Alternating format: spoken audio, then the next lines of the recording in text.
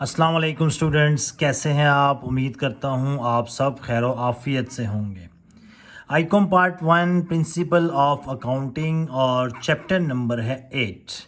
Chapter number 8 में दो topics थे, कैश बुक और बैंक रिकॉन्सिलेशन स्टेटमेंट।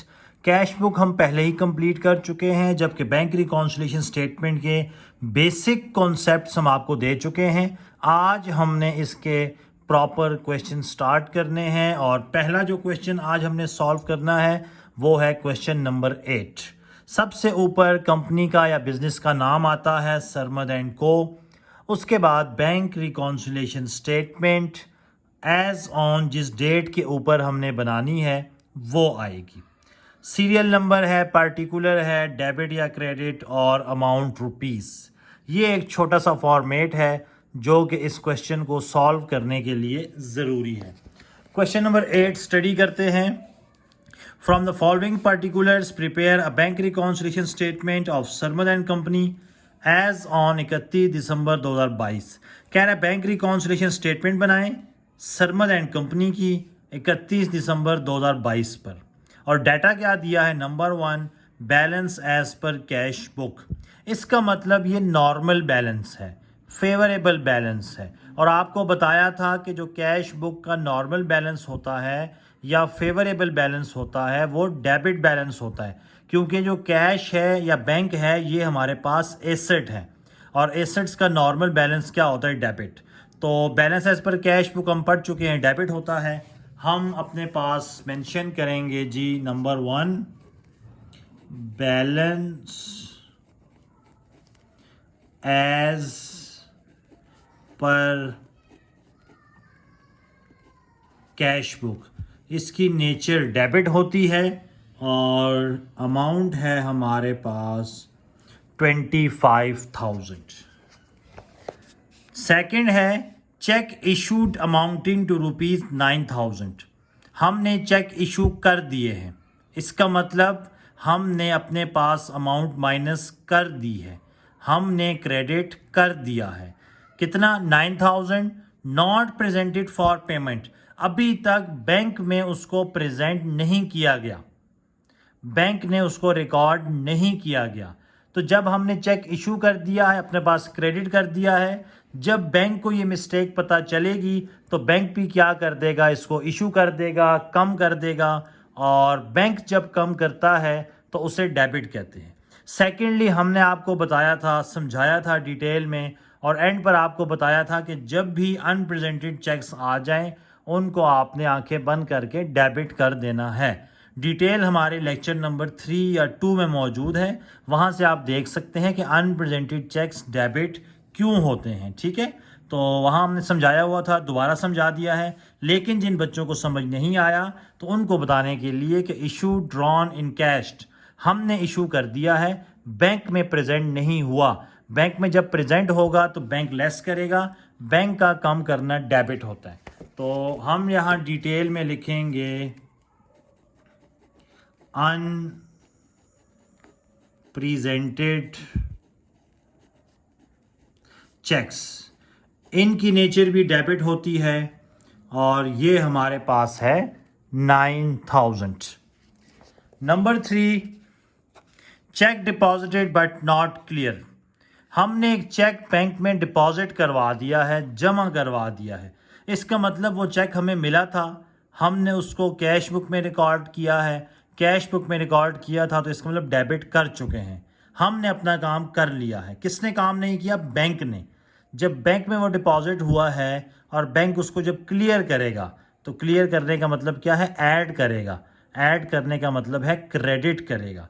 तो ये बेसिकली अनकोलेक्टेड चेक्स हैं और आपको बताया था कि अनकोलेक्टेड चेक्स में कैश का बैलेंस ज़्यादा शो होता है जबकि बैंक का बैलेंस कम शो होता है। तो बैंक इसको अपने पास क्या कर लेगा? ऐड अप कर लेगा। ऐड अप तब करते हैं जब रिसीव होता है, रिसीव होगा तो बैंक क्या करेगा? इसको क्रेडिट। तो हम यहाँ लिख देंगे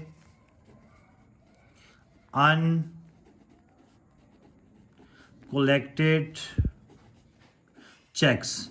और आपको बताया था कि अनकोलेक्टेड चेक्स हमेशा क्या होंगे? Credit. Unpresented cheques debit, uncollected cheques credit. Amount है 6220। ये हमारे पास थर्ड स्टेटमेंट थी। Number 4, bankers had wrongly debited the firm account. Banker ने क्या किया, गलती से डेबिट कर दिया। हालांकि ये डेबिट नहीं होना चाहिए था, लेकिन फिर भी उससे मिस्टेक हुई, उसने गलती से डेबिट कर दिया है। अब जो गलती से डेबिट किया है, ठीक करने के लिए उसका रिवर्स करेंगे, और डेबिट का रिवर्स क्या होता है, क्रेडिट। तो इसका मतलब इस गलती को ठीक करने के लिए हम इसको क्या करेंगे, क्रेडिट कर देंगे। ठीक है, डिटेल में हम वही स्टेटमेंट लिखेंगे। बैंकर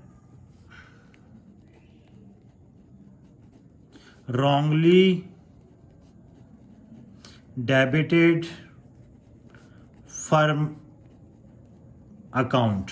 डेबिट किया है तो ठीक करने के लिए हम क्रेडिट कर देंगे। अमाउंट आ जाएगी 1424। लास्ट स्टेटमेंट है bank charges debited in passbook.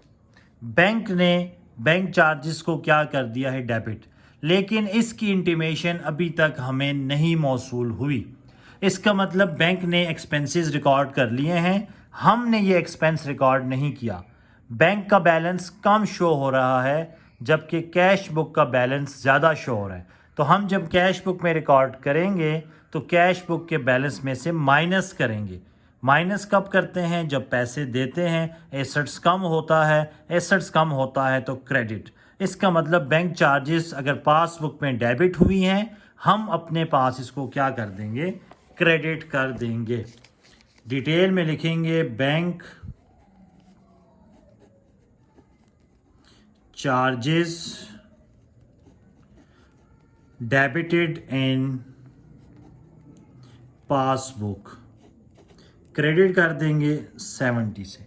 अब ऊपर अगर बैलेंस हो, balance as per cash book, नीचे आ जाएगा बैलेंस एज पर पासबुक। अगर ऊपर बैलेंस एज पर पासबुक होता तो हम नीचे balance as per cash book लिखते, नंबर 1। नंबर 2, ऊपर जो बैलेंस है वो डेबिट बैलेंस है। इसका मतलब हम सारे डेबिट बैलेंसेस को ऐड अप करेंगे और उसमें से क्रेडिट माइनस करेंगे। अब डेबिट यहाँ पर हमारे पास दो ही हैं, एक है 25,000 और एक है 9,000। दोनों डेबिट को ऐड कर दिया, उसमें से लेस कर देंगे क्रेडिट वाली वैल्यू 6220, 1424 लेस 70। अगर ऊपर बैलेंस डेबिट हो, दोनों डेबिट जमा करके क्रेडिट माइनस कर देंगे। अगर ऊपर बैलेंस क्रेडिट होता तो सारे क्रेडिट जमा करते और डेबिट क्या करते, माइनस। लेकिन इस कंडीशन में ऊपर डेबिट है, दोनों डेबिट जमा होंगे और क्रेडिट माइनस होंगे। आंसर आया है हमारे पास 26286 और आंसर पॉजिटिव आया है। ऊपर डेबिट तो नीचे क्रेडिट आ जाएगा। अगर जवाब जमा में आ जाए, पॉजिटिव आ जाए, ऊपर डेबिट नीचे क्रेडिट।